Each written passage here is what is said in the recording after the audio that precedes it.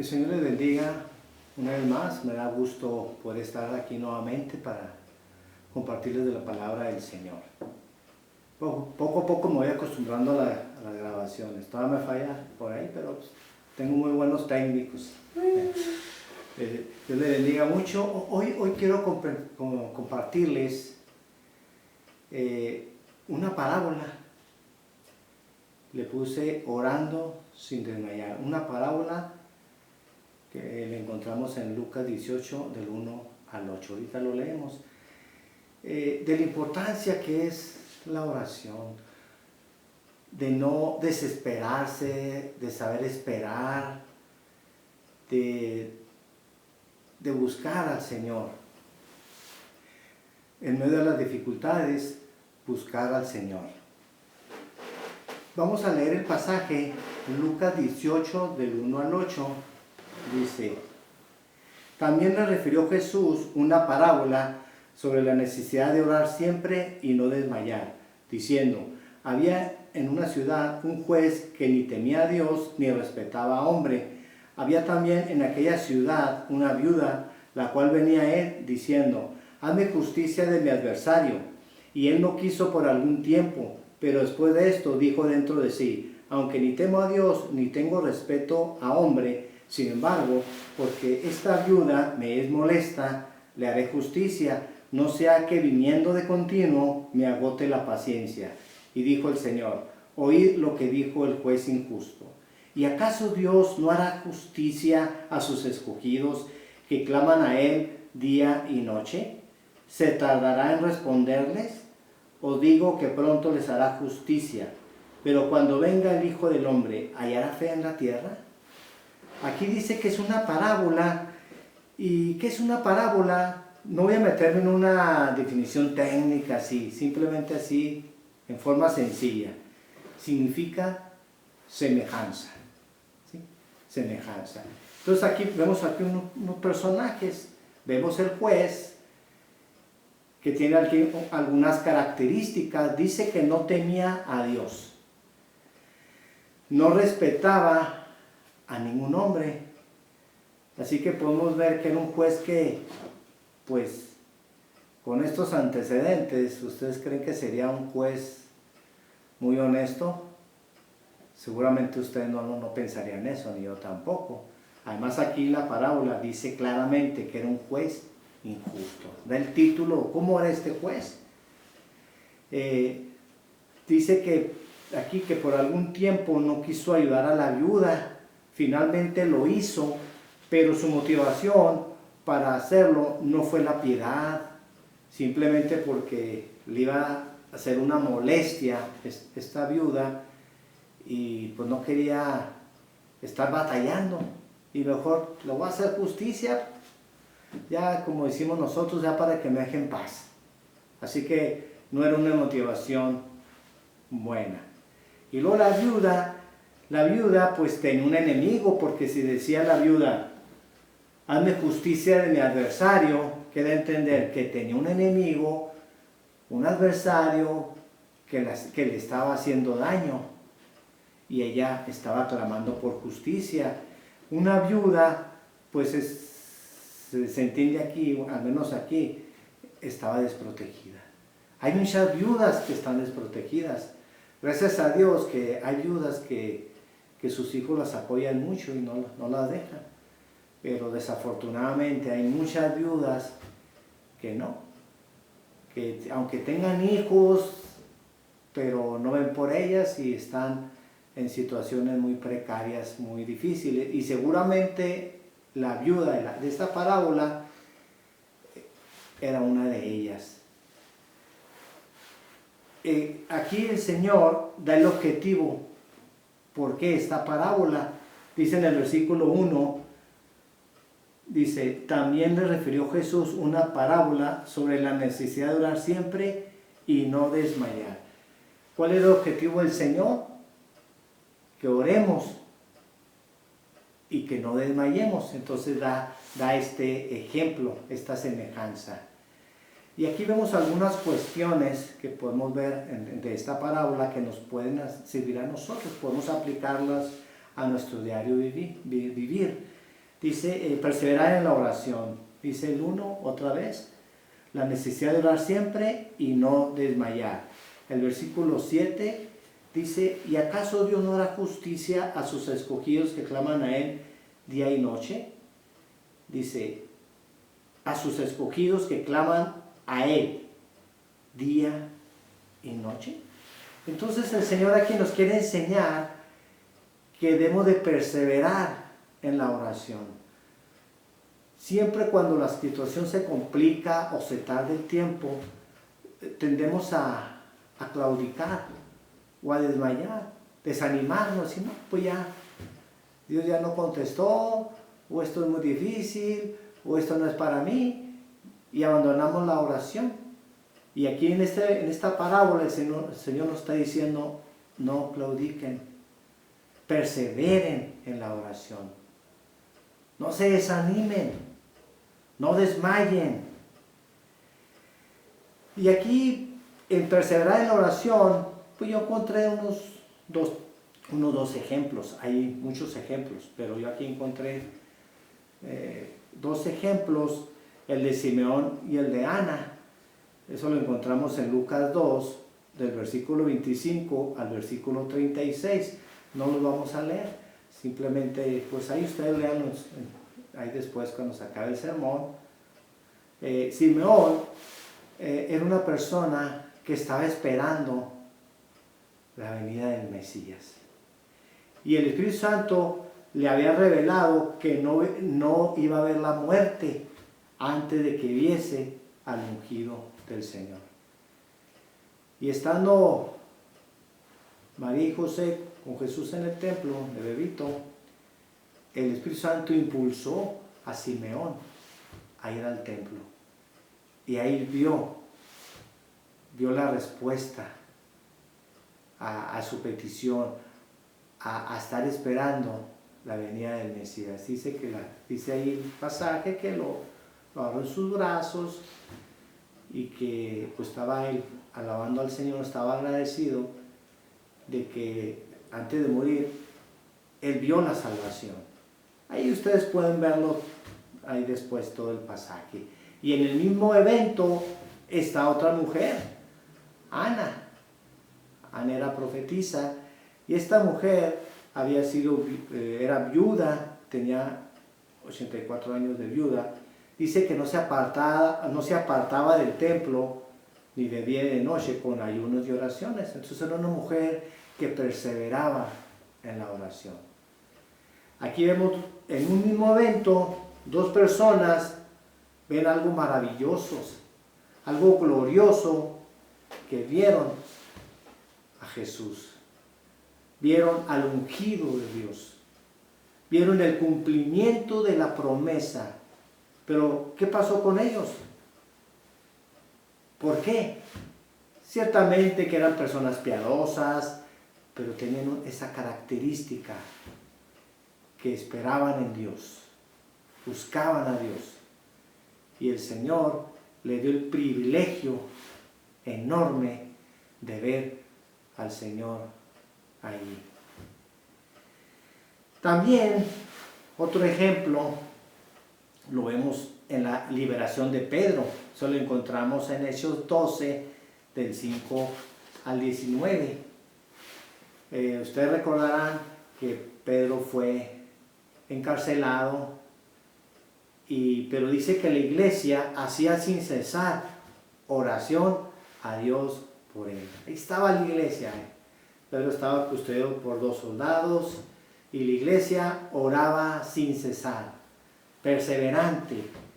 Y vemos en este pasaje que un ángel despertó a Pedro, porque Pedro estaba dormido, despertó y ya lo liberó el ángel, y ya Pedro se fue allá donde estaban los hermanos orando por él.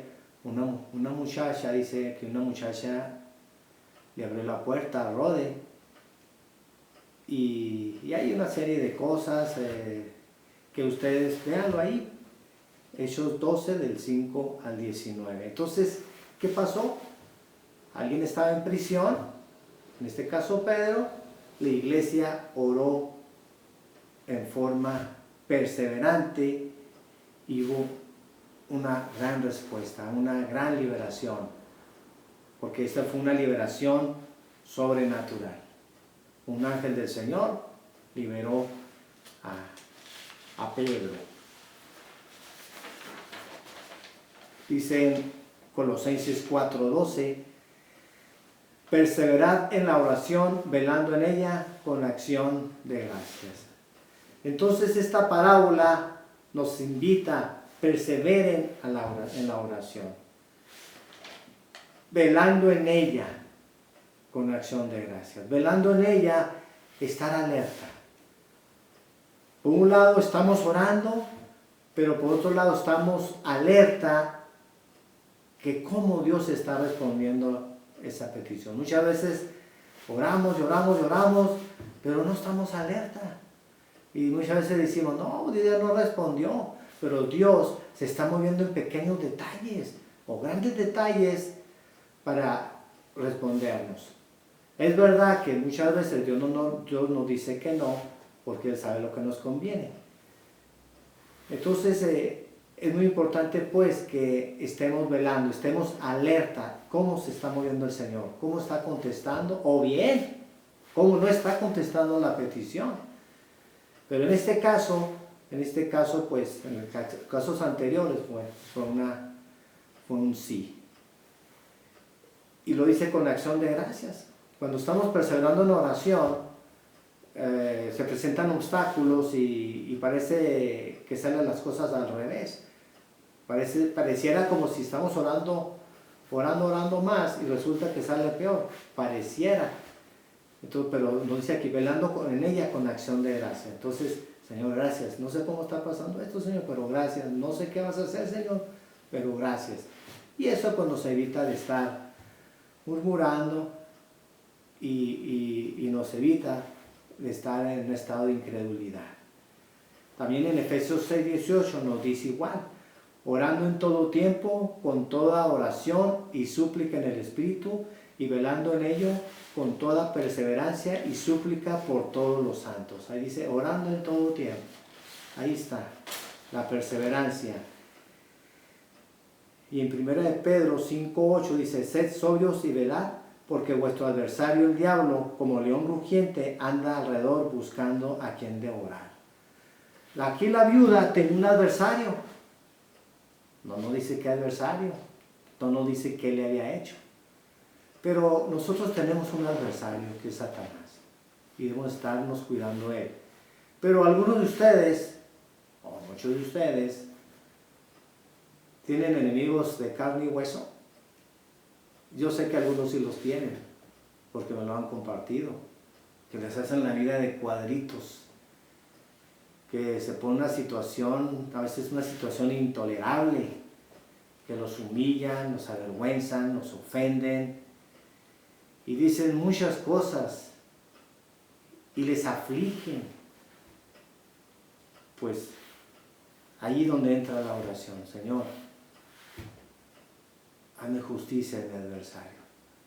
Es verdad que ese tipo de personas muchas veces las usa Satanás.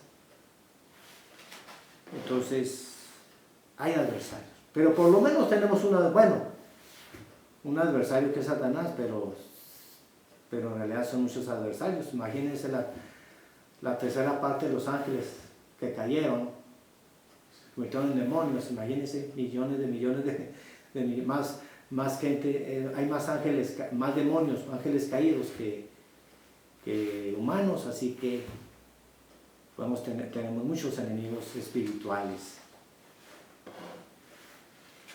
Otra cosa que nos enseña esta parábola es que debemos reconocer nuestra necesidad. La viuda era una persona necesitada. De otra manera, no iría con el juez a decirle, hazme justicia a mi adversario. Y luego no fue una vez, ni dos veces, ni tres, fue varias veces.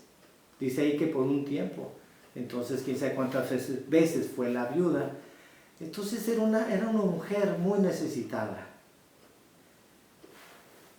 Y ella, obviamente, que reconocía su necesidad y fue a tratar de suplir esa necesidad. ¿Cuál necesidad tiene esta mujer? Justicia. ¿Qué le hizo ese adversario? Muchas cosas. Dice en Mateo 5:3, bienaventurados los pobres en espíritu, porque de ellos es el reino de los cielos. El Señor quiere que seamos pobres en espíritus. Pobres en espíritus, algunos piensan, o sea, que se refiere a una situación mental, pero no es así. De hecho, yo cuando empecé en el Evangelio, tenía poquito, yo pensaba eso, que un pobre en espíritu es aquella persona que sufría una psicosis y que eran los pobres en espíritu. Pero no, después entendí que no. Un pobre en espíritu es aquel, como esta viuda, que sabe de su necesidad, que acepta esa necesidad, no la esconde en el manto de la autosuficiencia, en el manto de sus supercapacidades. No lo esconde. Es una persona que sabe que está necesitada. Y en este caso, sabe que está necesitada de Dios. La necesidad de Dios. Y cuando nosotros reconocemos que estamos muy necesitados de Dios, y vamos y le decimos, Señor, estoy muy necesitado de ti, te necesito, Dios.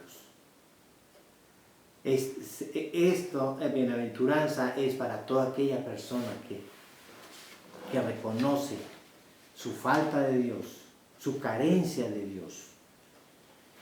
Dice en Apocalipsis 3, del 14 al 19, nada más voy a leer 2 versículos, el 16 y el 17. Es aquí cuando el Señor le escribe a la iglesia de la Odisea. Cuando no reconocemos nosotros nuestra necesidad de Dios, podemos caer en este error, como cayó la iglesia de la Odisea.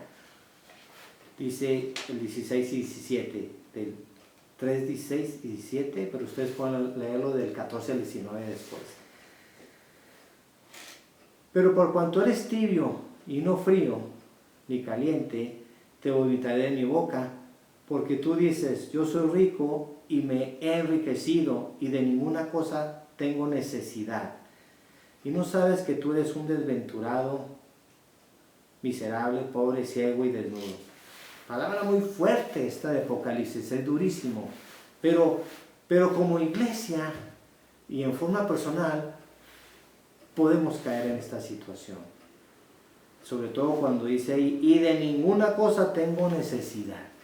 Una iglesia puede caer en este error. Bueno, pues tenemos una sana doctrina. Creo que vamos bien. Tenemos un templo muy bonito. No necesitamos de nada. Creo que estamos en todos los aspectos, estamos bien. Ahí podemos caer. Aquí el problema de la Odisea es que se sintió tan satisfecha esta iglesia que el problema es que dejó a Dios a un lado. Dejó al Señor a un lado. ¿Sí? Una iglesia que se conformó con una mera religiosidad y no vio su necesidad. No vio que estaba muy necesitado. Sí, tenía una muy buena liturgia, a lo mejor tenían muchos dones, tenían muchas cosas. Financieramente estaban re bien. El problema es que se enfriaron espiritualmente y no vieron que estaban enfriándose espiritualmente. Muchos interpretan que hoy estamos en esta época, hoy, hoy en el mundo. Pero yo creo que hay iglesias, muchas iglesias que están así. La pregunta es, ¿y nosotros estaremos así?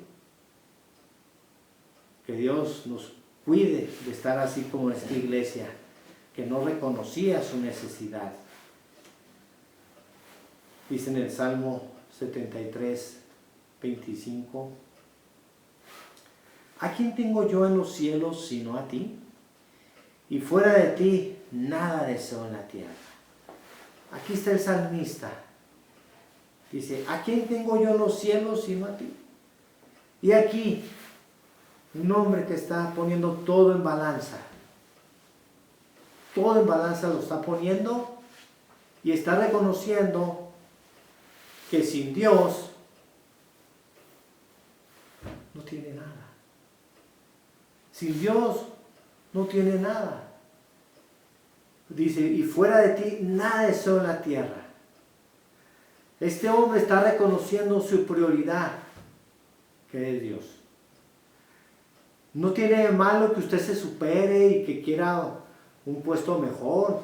Qué bueno que aspire a eso. Eso no tiene nada de malo. O que usted siga estudiando. Si no se conforma al grado que llegó y quiere seguir estudiando para adelante, eso no pasa nada. Aquí el problema es que podemos dejar a Dios a un lado, y entonces ahí estamos en problemas. Pero aquí el salmista dice, ¿a quién tengo yo en los cielos sino a ti? Tú eres todo para mí, como si dijera el salmista, tú eres todo para mí. Tú eres el único que me puede llenar. Comparado a ti, las riquezas del mundo no son nada. Comparado a ti, lo que yo pueda lograr no es nada. Porque tú eres todo para mí. Yo te necesito. Tú lo eres todo para mí. Otra cosa que vemos en esta parábola que nos enseña el Señor es que el Señor no tarda para contestar. Dice en el versículo 6, dice,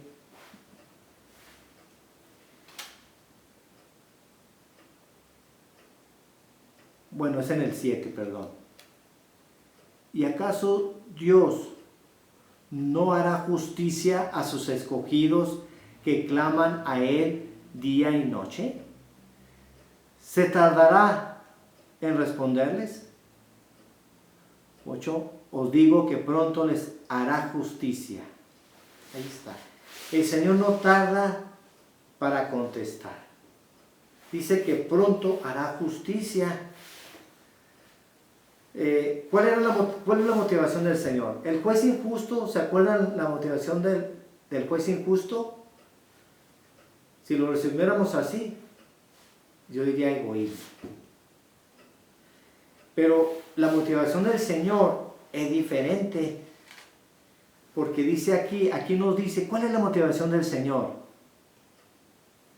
Dice, ¿y acaso Dios no hará justicia a sus escogidos? En primer lugar, hay un parentesco, hay una relación que el Señor tiene con los escogidos, con sus hijos. Hay una relación, ¿sí?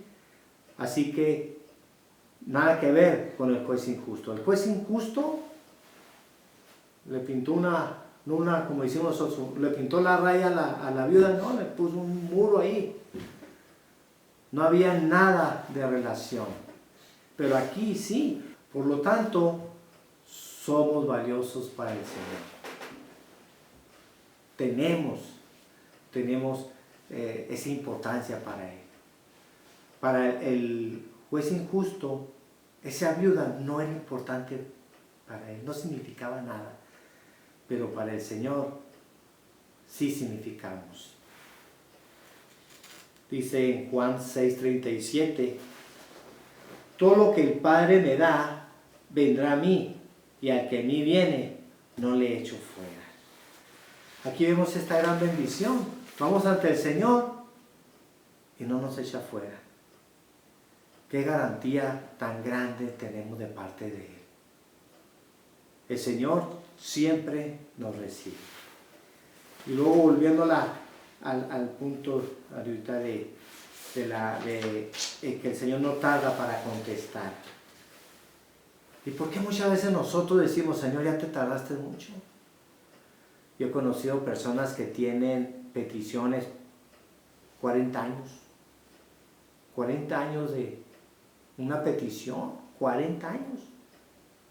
Otros, algunos 30, otros 20, un año, una semana, poquito.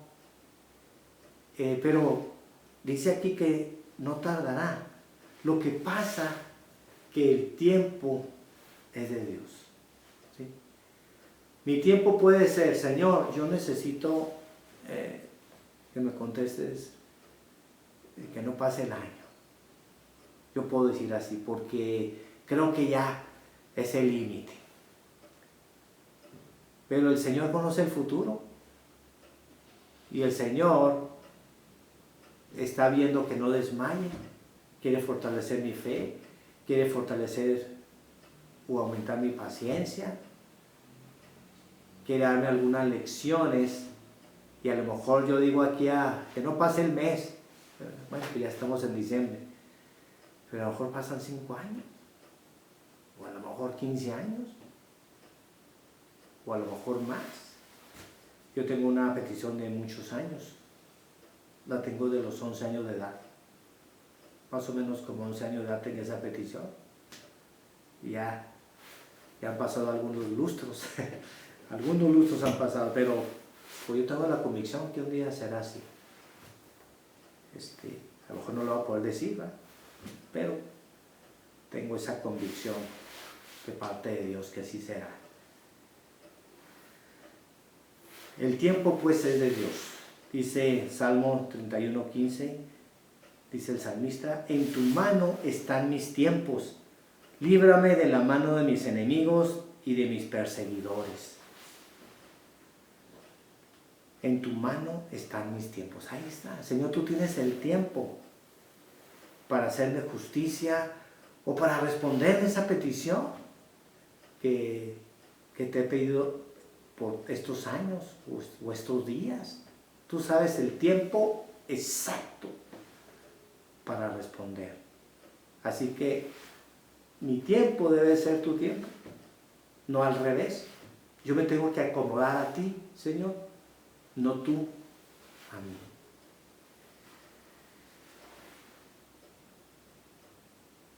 Y vemos un ejemplo aquí también ¿se acuerdan de Lázaro? Juan 11, del 1 al 49, no lo vamos a ver todo el pasaje, ustedes ahí lo leen después. A Jesús le avisaron que Lázaro estaba enfermo y el Señor duró 2 días ahí, todavía duró 2 días, y ya después de 2 días le dice a los discípulos, bueno, vámonos a Betania. Y él dijo Lázaro, que Lázaro había muerto, y se fueron a Betania. ¿Y qué hizo el Señor ahí? No hizo un milagro de sanidad, sino un milagro de resurrección. Entonces muchas veces el Señor se detiene porque quiere una manifestación más grande de su poder. Ahí su gloria se manifestó. Y muchas veces así pasa. Cuando es el tiempo de Dios, quedamos más maravillados. Seguramente a ustedes les ha pasado que han tenido alguna petición, alguna necesidad, y han orado, y ustedes querían que el Señor les contestara a lo mejor, bueno, en un tiempo determinado, pero esa petición se alargó lo triple de tiempo, o a veces hasta más. Y viene una respuesta de Dios más gloriosa. ¿Y a poco no han dicho ustedes, qué bueno que el Señor no me contestó la vez pasada, porque hoy fue más glorioso? y queda uno maravillado. ¿Y qué hace uno? Glorifica al Señor. Bendito sea el Señor, porque Él sabe el momento en que va a ser de más bendición. Dice el Salmo 146, 7, que hace justicia a los agraviados, que da pan a los hambrientos, Jehová liberta a los cautivos. Dios hace justicia. Tenemos un adversario que nos ha hecho mucho daño nos ha hecho a todos, desde nuestra niñez, con muchas situaciones. Y un día dice el Señor que lo va a aplastar, dice, bajo vuestros pies. Es decir, ya no va a poder hacer nada. Es un juicio que viene a futuro sobre Satanás. Pero mientras tanto, también nos puede hacer justicia. Cuando el Señor nos ayuda, nos saca adelante, nos libra de los dardos del maligno, de la red que nos tira para atraparnos, escapamos del lazo del cazador. Y también, si usted tiene algún enemigo de carne y hueso, pues perdónelo. Pero eso no quiere decir que Dios no le va a hacer justicia a usted y va a levantar su cabeza y lo va a librar de su adversario en el tiempo que Dios tenga determinado hacerlo. Y luego ya aparte esta parábola termina con una pregunta en el versículo 8, al final el versículo 8 todo. Os digo que pronto les hará justicia, pero cuando venga el Hijo del Hombre, ¿hallará fe en la tierra? Termina con una pregunta así, como un desafío para todos aquellos que hemos escuchado esta palabra. Para aquellos, cuando el Señor estaba ahí, personalmente diciéndoles esto, y para todos aquellos de todos los tiempos, desde del Señor para acá, que hayamos tenido conocimiento de este versículo, de esta palabra. ¿Hallará fe en la tierra? Pero cuando venga el Hijo del Hombre, ¿hallará fe en la tierra? Una pregunta desafiante. Esta pregunta no se refiere a una fe personal, sino que se refiere a toda la revelación de la palabra de Dios, a la palabra de Dios, a todo lo que viene aquí revelado. Dice, ¿creerá el hombre a las Escrituras? ¿A toda esta palabra? Cuando venga el Señor. Hay una situación que está pasando cada vez más, que mucha gente está negando verdades fundamentales de las Escrituras. Gente que en otro tiempo creyó, hoy niega las Escrituras. ¿Y eso cómo se le llama? Eso tiene un nombre, se llama apostasía. Está habiendo una apostasía cada vez más grande. En las iglesias cada vez están entrando filosofías, doctrinas. Por ejemplo, el otro día vi un ejemplo de eso. En Estados Unidos, una iglesia que dice el yoga cristiano. Y hacen reuniones, le pusieron así, yoga cristiano. No hay ningún yoga cristiano. Y se está aceptando allí.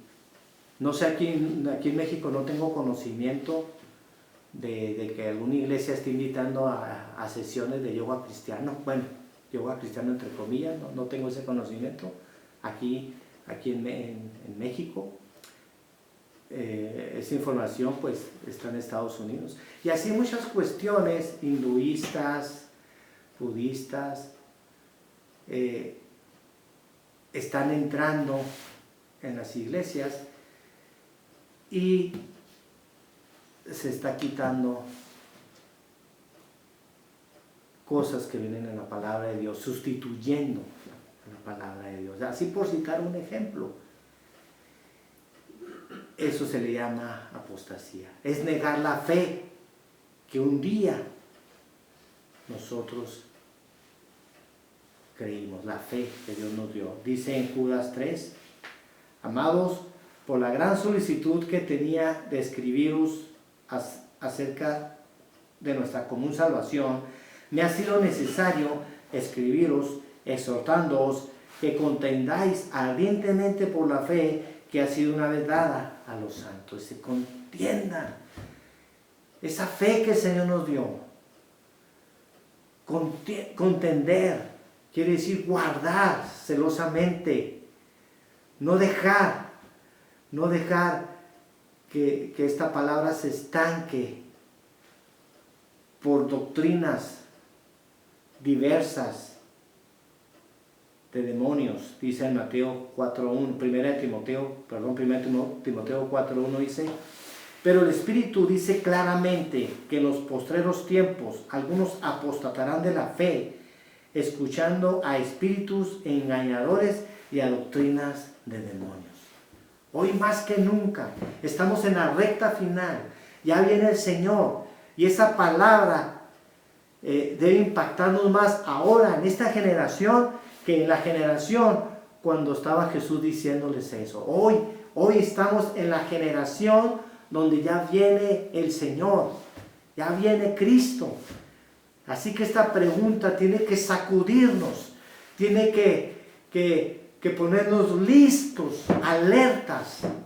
¿Cómo está nuestra fe en la congregación? ¿Cómo está mi fe? ¿Cómo está la fe ahorita en la cristiandad? ¿Qué está pasando con la cristiandad? ¿Qué está sucediendo? Hoy es un desafío más fuerte que tenemos nosotros, porque yo tengo la convicción que esta es la última generación.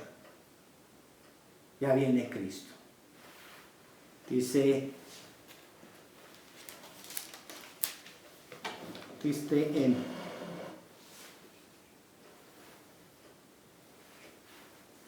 en Mateo 24, 37 al 39, mas como en los días de Noé, así será la venida del Hijo del Hombre, porque como en los días antes del diluvio estaban comiendo y bebiendo, casándose y dando en casamiento hasta el día en que Noé entró en el arca.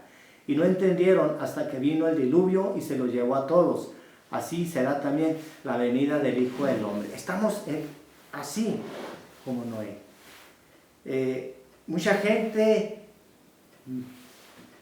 pues está haciendo muchas cosas y no piensa en Dios. Solo piensa en sí mismo, en el hedonismo, la sensualidad, en todo. Como dicen ahí, cómete el mundo, le dicen a los jóvenes, estás muy joven, cómete el mundo.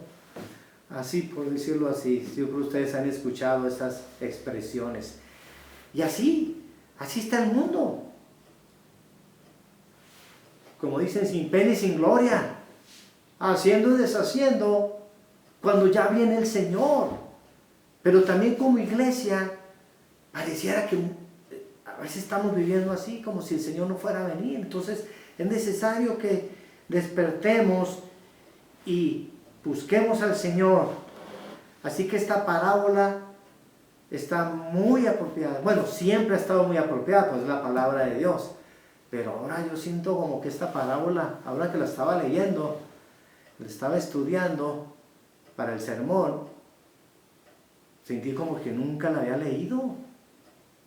Y pues he leído esta parábola, la he leído por muchos años, y no sé cuántas veces la he leído, pero hoy tuvo un significado nuevo para mí. Hoy esta parábola me hizo temblar.